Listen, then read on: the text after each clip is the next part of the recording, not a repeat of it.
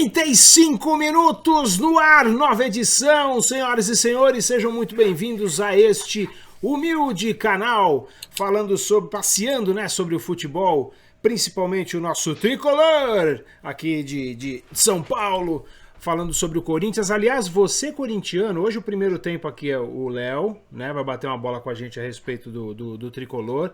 E você corintiano, fica aí que no segundo tempo o Vini vai trazer números aqui alarmantes. Eu não queria preocupar você corintiano, mas eu igualmente estou preocupado. Fica até o final porque tem coisa séria, brava para ser estudada. Certo, meus parceiros? Léo Narigas, como é que estamos? E aí, senhores, tudo bem? Pessoal que está nos assistindo. E se eu fosse o Leco de Natal, eu ia pedir meias. Aff, Maria. Tá certo. Tá, depois você sentido. Explica, porque tá. Vai saber quem entendeu. Né? E aí, Vini, como é que estamos? Falei errado aí ou não? O negócio tá grave mesmo? Senhoras e senhores, Vini na área. Infelizmente, você está certo. Os números são preocupantes. Minha Nossa Senhora. Bom, ô Léo, vamos lá, cara. Vamos bater bola aí. Como é que começou o São Paulo aí? Eu falei, fiz a abertura aí com o Leco pedindo meias, porque vai ser pé frio assim, vai longe, cara. O Leco, ele consegue... O torcedor São Paulino, em geral, não tem uma semana de paz, né?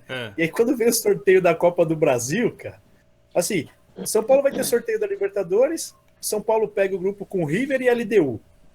Aí vai ter o da Sul-Americana, o Lanús nem é um time forte, mas é um time da Argentina ali e tal, né? Enquanto os outros pegam da Venezuela, pega time da Bolívia, o São Paulo vai lá e pega um time argentino. E aí agora, no sorteio da Copa do Brasil, São Paulo vai lá e pega ninguém mais, ninguém menos do que o Flamengo.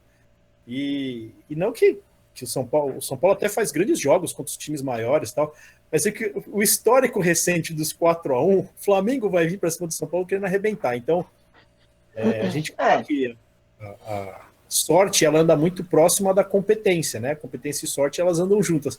O São Paulo é uma prova disso. Que o azar e a incompetência, eles andam juntos também, cara. Então, quanto mais incompetente um time é, mais azarado ele é também. E é o caso do São Paulo agora em pegar o Flamengo, né? E assim, né, Léo? Ganhar um jogo, como foi, por exemplo, no primeiro turno do Brasileiro, ok. O duro é você conseguir passar o carro em 2 jogos, né? O mata-mata são 2 jogos. Aí você tem que fazer 2 bons jogos para conseguir passar pelo Flamengo, né? Ou pelo menos um jogo e meio. E o jogo nem foi para 4-1, né? A gente falou isso aqui. Não. Era um jogo assim, São Paulo mereceu ganhar, mas um 4-3, o Volpi pegou 2 pênaltis, o Flamengo chutou bola na trave.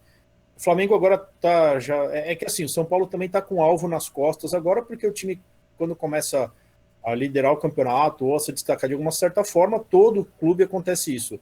O Corinthians, quando estava ganhando tudo, o Flamengo adorava falar que o juiz ajudava o Corinthians, e o Palmeiras falava. Aí, quando foi o Palmeiras, o Flamengo também, e agora o Flamengo voltou as atenções dele para o São Paulo. O Marcos Braz já começou a reclamar de calendário, porque que o São Paulo está com 3 jogos atrasados, como se a culpa fosse do São Paulo. Né? O São Paulo é o menos culpado dessa história. E ele reclamou, inclusive, do Flamengo ter feito os jogos todos corridos em uma semana, sendo que foi um pedido do próprio Flamengo. Então, né? Se for assim, o Corinthians tem que reclamar que tem 5 times abaixo dele com 2 jogos a menos, contando essa rodada agora, e tem 2 times, tem um time com 3 jogos a menos. Se for assim, haja reclamação, né? Assim, a gente falou isso, até comentou na semana passada, que os dirigentes, quando é a favor, eles ficam quietos, e quando é contra, eles falam, e quando você é incompetente também falam. Aí você fala mais, né? Então São Paulo agora está com alvo nas costas, porque ganhou o jogo apertado contra o Goiás e está se destacando no Campeonato Brasileiro, e tem agora esses jogos da semifinal, das quartas de finais da Copa do Brasil com o Flamengo. Falando do jogo São Paulo e Goiás, São Paulo 2, Goiás 1, eu até agora, para ser muito honesto, eu tenho dúvidas se a bola entrou. O Goiás, para falar bem resumidamente do jogo, o jogo não foi um grande jogo, apesar do goleiro do Goiás ter feito defesas incríveis durante o jogo, assim, era um negócio absurdo as defesas que o Tadeu fez. Tem muito time precisando de goleiro, esse cara tá largado lá no Goiás, eu não sei porquê, é um goleiraço esse rapaz aí. Já tem uns 3, 4 anos que ele se destacou lá na Ferroviária e vem jogando bem. O São Paulo, mais uma vez, consegue mandar no jogo e tomar gol, né? O São Paulo tomou um gol do pior ataque do campeonato. O Goiás não fez nada. O Goiás deu um ataque no primeiro tempo e fez o gol. Uma outra falha defensiva. Esse sistema defensivo do São Paulo é horroroso. E aí o São Paulo acabou indo pro abafa, tentou pressionar o Goiás de alguma forma. E aí teve o lance do gol que, para mim, para ser muito honesto, eu acho que a bola não entrou. Se a bola tem que entrar completa, eu acho que ela não entrou. Mas a regra diz que, assim, quando não tem uma imagem conclusiva do VAR, fica por conta da decisão de campo. E o Bandeira, na hora, ele deu gol, né? Então, acabaram respeitando a regra. Mas pro cara ter visto o gol ali, parabéns. Eu até agora não vi. Certeza nenhuma. E aí você fica naquilo também. Por que não tem? O campeonato inglês tem aquela... Igual o tênis, né? Que eles puxam a imagem, congelam a imagem, vê se a bola entrou ou não. E por que no Morumbi não tem câmera em cima da linha do gol? A câmera ela fica uns 2, 3 metros para dentro do campo e aí você não consegue tirar a conclusão. Não sei se nos outros estádios do Brasil acontece isso. As câmeras são da CBF, que fique claro, não são do São Paulo, então não é que o São Paulo posiciona as câmeras. Não, a CBF posicionou as câmeras, mas está posicionada de forma errada, tinha que ter uma câmera em cima da linha. Aí o segundo tempo, o Diniz fez aquelas alterações que ele fez igual no Lanús, tira zagueiro, coloca atacante, e virou uma bagunça, o time virou uma bagunça assim terrível. Contra o Lanús o time foi bem o segundo tempo, mas ontem foi uma bagunça terrível, e acabou achando o gol num chute de longe do Igor Gomes, mas foi um resultado que o São Paulo precisava. Tá? Eu vou reforçar, eu acho que não foi gol, e a partir do momento que não foi gol, o resultado tem uma interferência grande da arbitragem. Mas o Campeonato Brasileiro, cara, é um jogo você é ajudado, outro você é prejudicado, e aí vai. O nível da arbitragem ela é horrorosa mesmo. Mas o São Paulo não jogou bem, e o São Paulo está numa posição que eu vou repetir. É uma posição que, pelo futebol apresentado, ela não é verdadeira. Mas o Campeonato Brasileiro ele é muito nivelado, então acaba dando chance para o São Paulo estar lá em cima. E agora, né, São Paulo já foram marcados os 3 jogos que estavam faltando também, serão agora nos meses. Esses jogos serão disputados enquanto os times estiverem disputando a Libertadores enfim, o São Paulo vai jogar os 3 jogos que estão atrasados. Então acho que esse mês de novembro, acho que até o jogo contra o Corinthians, que é no dia 13 de dezembro, o São Paulo já vai matar esses 3 jogos aí, jogando de quarta e domingo. O São Paulo agora se coloca numa posição boa, tá se colocando numa posição boa no campeonato. Vamos ver como vai ser daqui para frente. Beleza. Então, dando uma zapeada pelas próximas...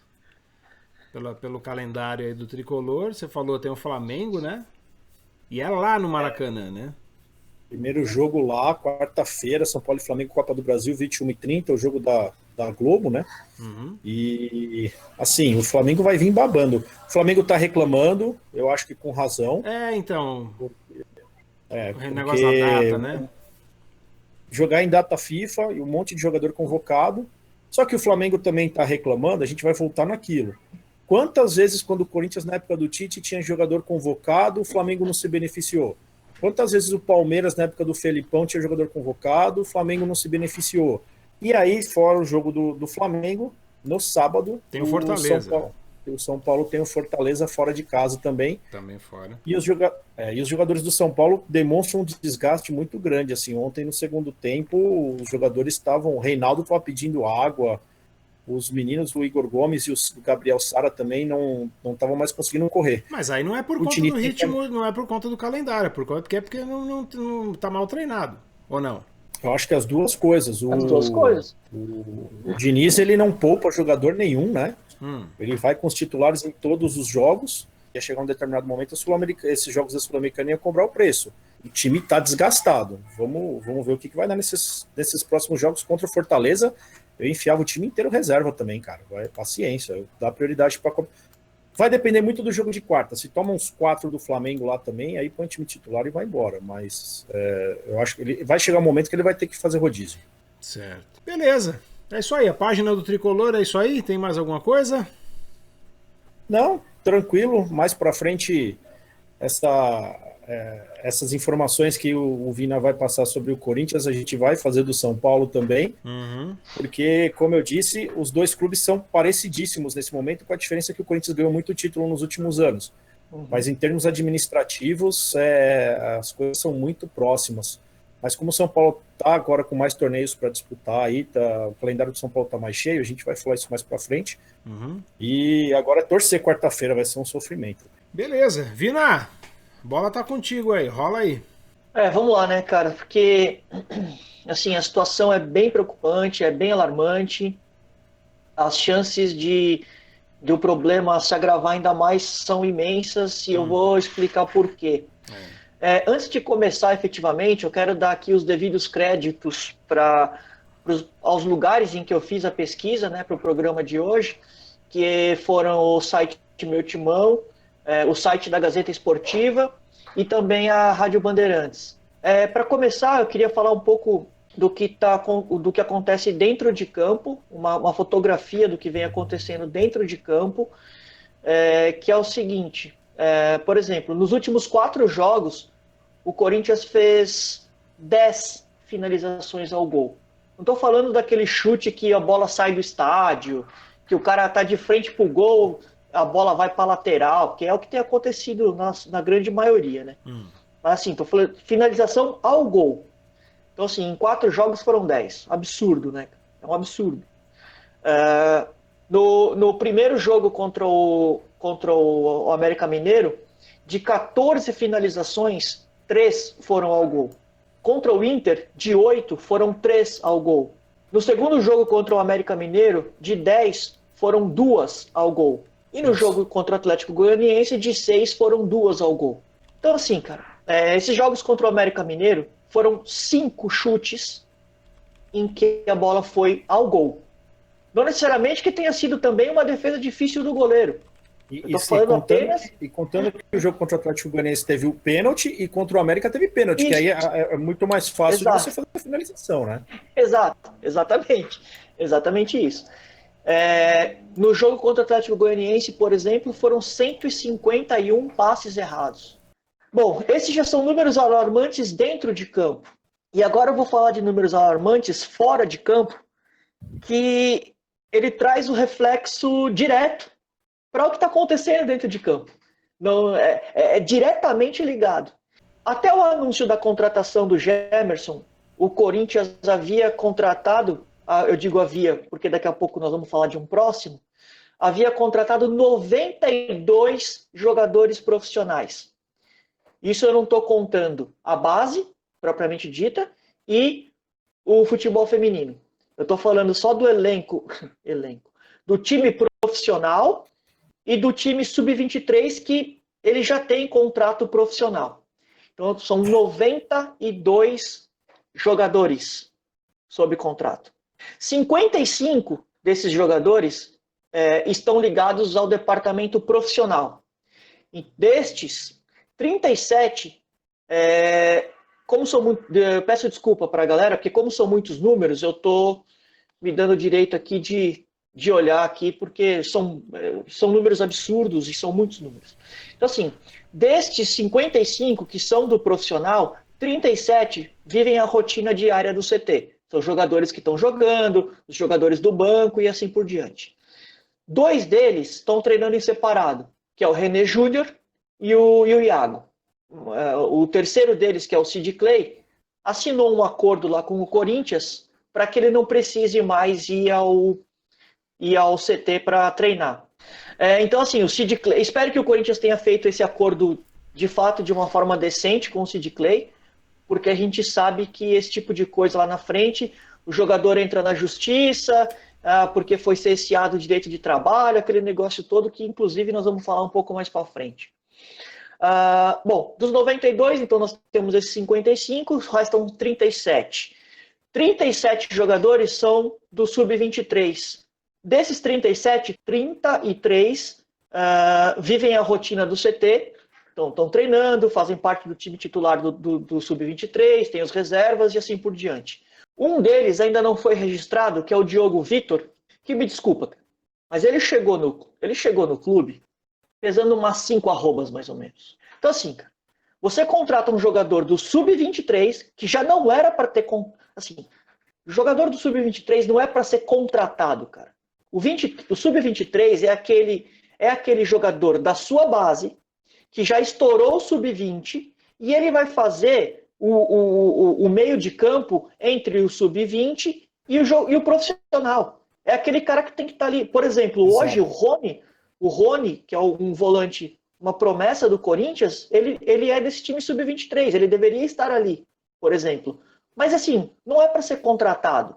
Tirem suas conclusões. E há outros 4 que são emprestados, o que é mais grave ainda, cara. Como você contrata jogador para o Sub-23 para emprestar para outro time? Não entra na minha cabeça um negócio desse. Vamos lá.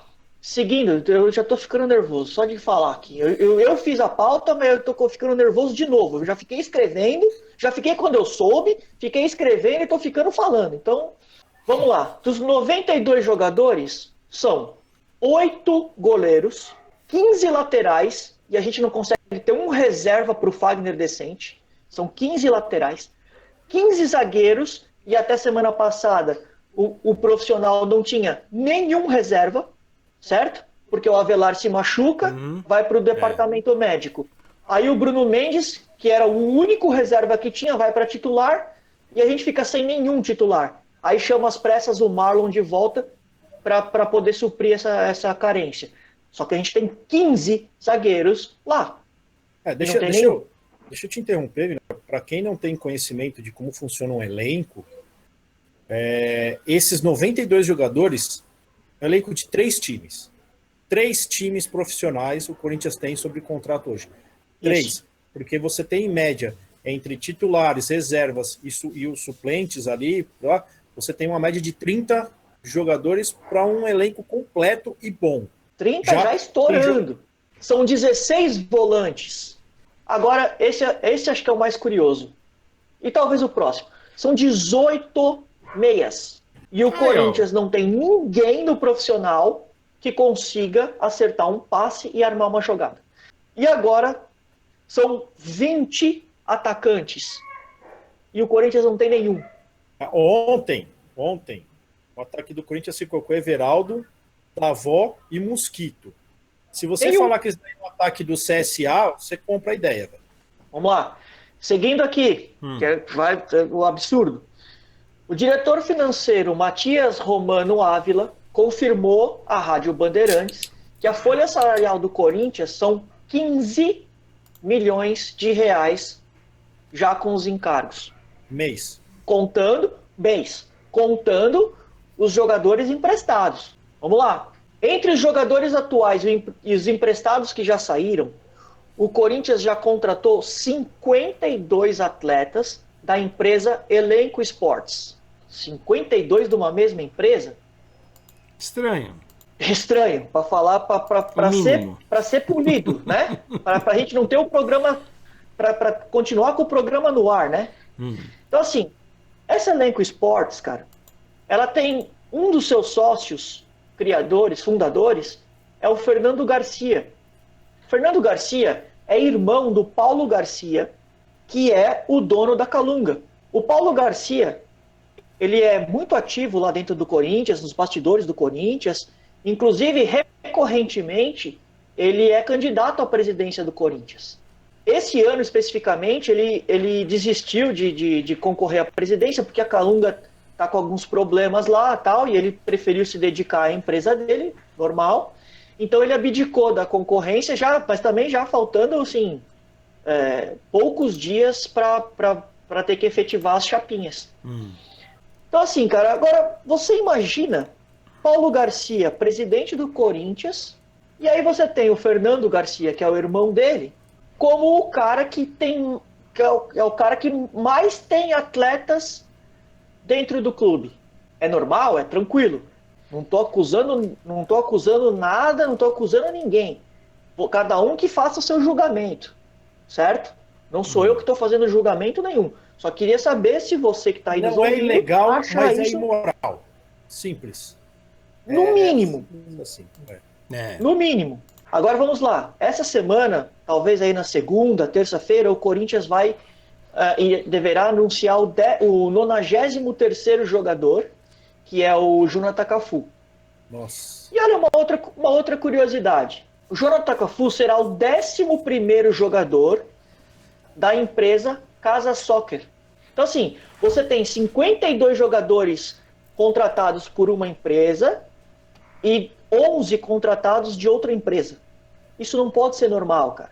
Agora vamos lá, cara. Eu tô quase finalizando aqui, eu prometo. O Corinthians tem mais de 170 processos trabalhistas nas costas. Nossa. Dos mais variados tipos, cara. Direito de arena, direito de imagem, adicional noturno, e aí vai. Direito de arena, para quem não sabe, os jogadores eles têm direito a um percentual do que, por exemplo, a televisão paga. Vejam o problema maior. Um direito trabalhista no Brasil, ele dura aí, em média 10 a 12 anos, certo? Então o Corinthians hoje está sofrendo com processos que se iniciaram lá em 2009, 2010. Só que se você colocar aí 2009, 2010, o Corinthians até então tinha um elenco, entre aspas, normal. Desses 27, 30 jogadores que a gente acabou de falar. Agora, você projeta esses 93 jogadores que nós temos hoje daqui a 10, 12 anos. O que vai virar isso, cara? Só que por trás desse lance dos processos também, tem uma coisa que é muito maior do que assim, que é a essência da coisa, no meu ponto de vista. Por quê?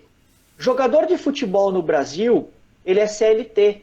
Só que assim, cara, nenhum esportista deveria ou poderia ser CLT.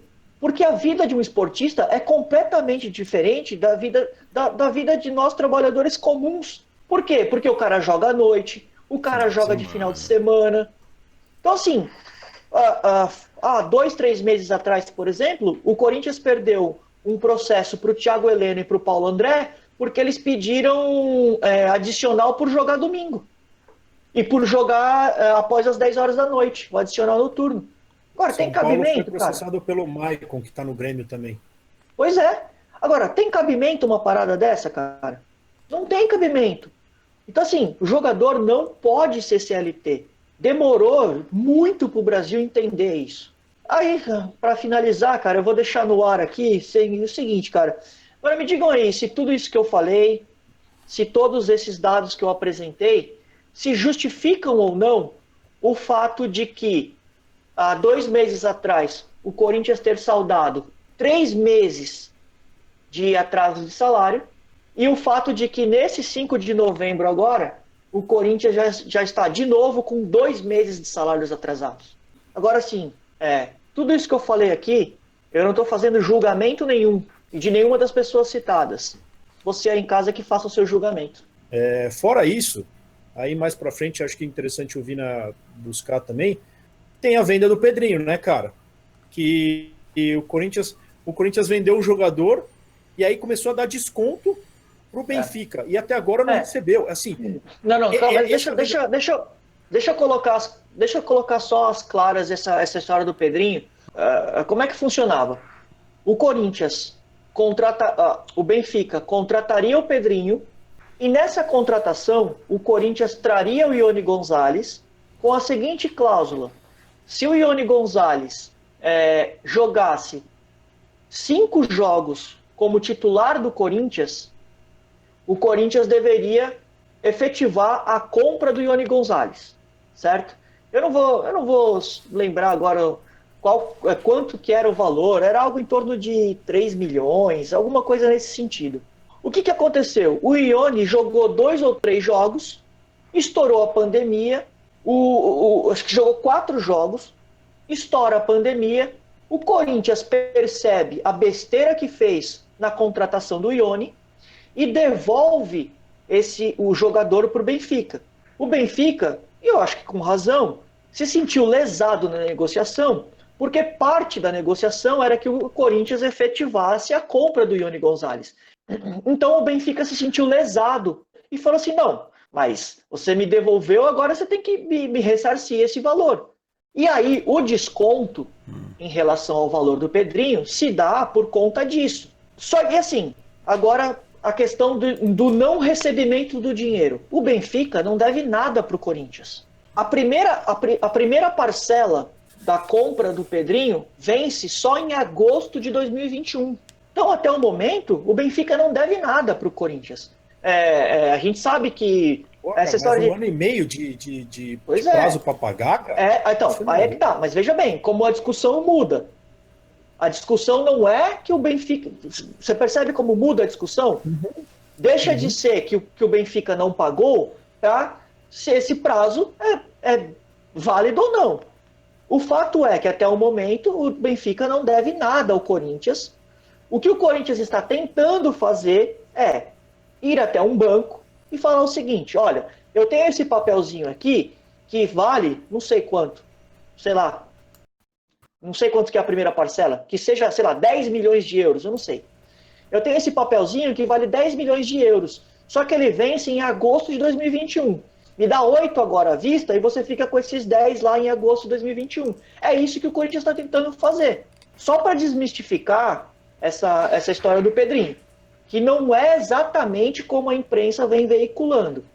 O Corinthians, agora só lembrando que tem um jogo em casa, né, contra o Atlético Mineiro, sábado agora dia 14, às 19. E vamos ver. Deus nos acuda. Ajuda nós. Ajuda nós. Ó, um empatezinho contra o Atlético do São Paulo vai ser excelente. Mas é tão difícil o Corinthians empatar, imagina. Eu também acho. O problema é que eu também acho. Tá certo. Tricolor, beleza. Corintianos, se preocupem, porque o negócio tá sério. Beleza, valeu. Para você que chegou até o canal, não se esqueça, se inscreve, clica aí no sininho, segue a gente aí nas redes sociais, no Instagram, @ programa 45 minutos, certo? Beleza? Podemos fechar a lojinha? Galera, não esqueça de deixar o like. Isso. A gente tá com uma excelente visualização, só que a galera tá esquecendo de deixar o like. Por favor. É tão simples para você, é só ir ali, pum, e para nós representa muito. Compartilha, avisa todo mundo, pô. Fala, divulga nós aí, pô. Certo? Beleza, Vini, Léo, um abraço, meus parceiros.